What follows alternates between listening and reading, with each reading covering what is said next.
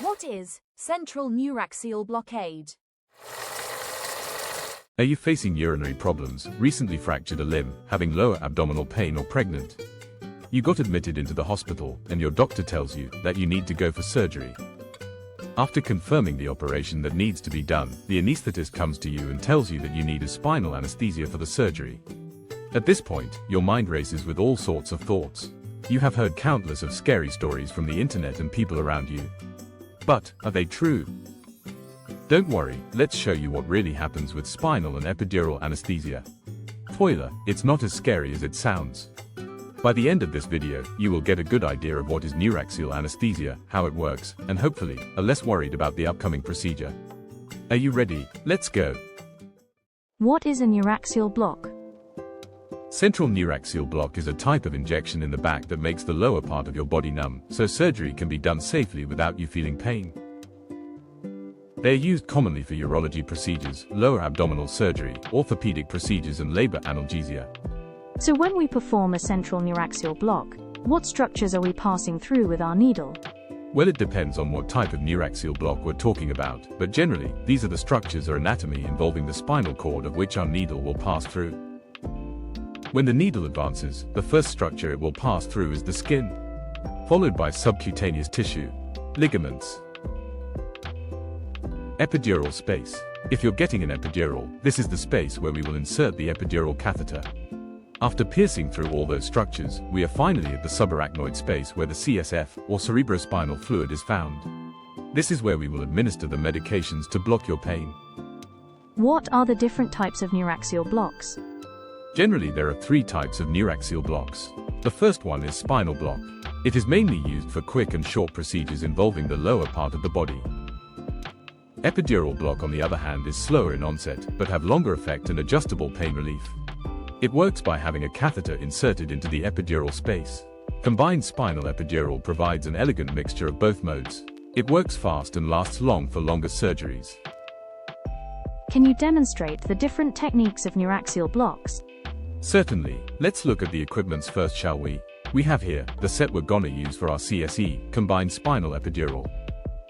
Next is our spinal set. Let's look into how CSE is performed. After patient is seated, the lower back is cleaned with antiseptic. Drape is applied to allow only area of interest exposed. The area between the spine is located. Numbing medication is injected into the skin. Then, we use either water or air, inject it slowly into the layers of the back until we find the epidural space.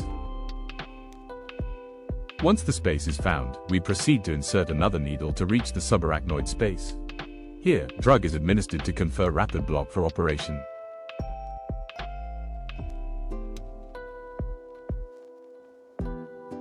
When that's done, now we insert our epidural catheter into the epidural space.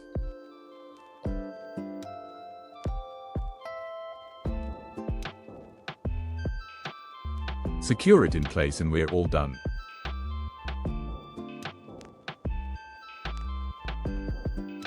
Moving on, let us look at spinal block.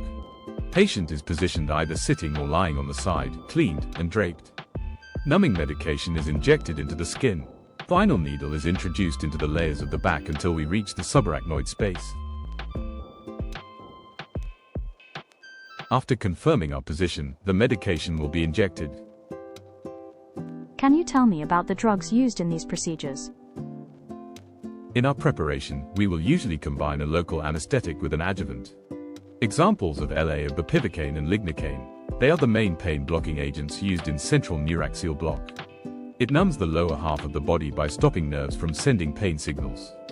Adjuvants, on the other hand, such as morphine, fentanyl and clonidine, are used together to enhance the block, improve pain control, prolongs the effect and reduces dose and side effects of local anesthetics.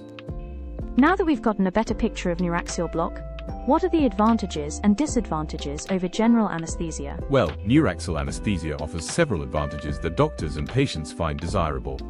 Importantly, you remain awake during the surgery. Some patients may find deliberately losing consciousness to be quite frightening. Less systemic effect, which means less side effects to organs. Better pain control for a good duration of time during and after surgery. As for the disadvantages, your blood pressure will drop. There are risks of developing strong headache if the CSF leaks a little too much, high spinal, of which the medication affects higher nerves than desired for surgery, which will manifest as difficulty in breathing, numbness and weakness of the upper limbs, slowing down of the heart rate, among others, and risk of infection at the puncture site. Other complications include total spinal block, a severe form of high spinal where the nerves near the brain are blocked, collection of blood in and around the epidural space and direct injury to the spinal cord.